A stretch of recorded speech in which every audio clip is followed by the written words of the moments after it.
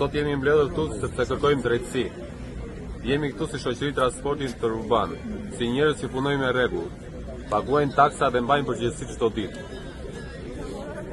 Prej vitesh operojmë me licenca, me kontrolle, me kosto të larta dhe rregulla të qarta, ndërkohë para syve tanë po lejohet padrejtësia. Taksia po bën linja autobusi, furgona 8+1 që punojnë si linja të rregullta. Kjo nuk është konkurrencë, kjo është padrejtësi.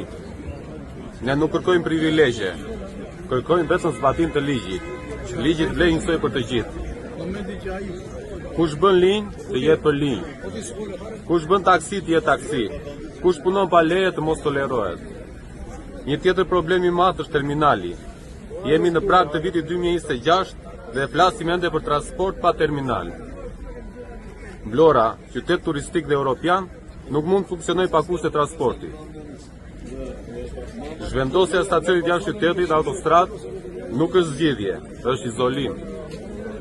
Transporti nuk dëbohet, transporti organizohet.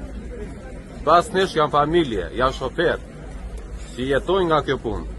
Çdo vendim i gabuar ka pasojë reale në jetën e tyre. Sot kërkojmë dialog, kërkojmë zgjidhje dhe rregull.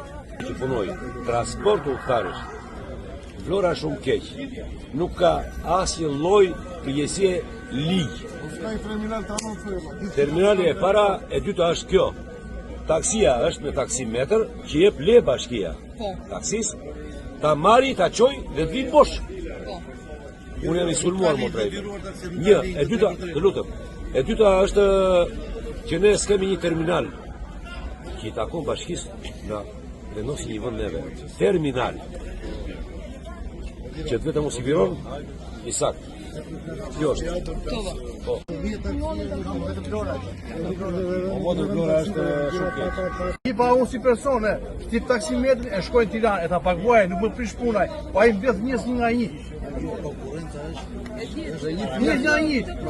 Më syve të mua do vishë për Tiranë, unë jam punë këtu dhe do të marrë për Tiranë. Për stacionin, dhe ka një për stacionin. Për stacionin. S'ka një në me stacionin.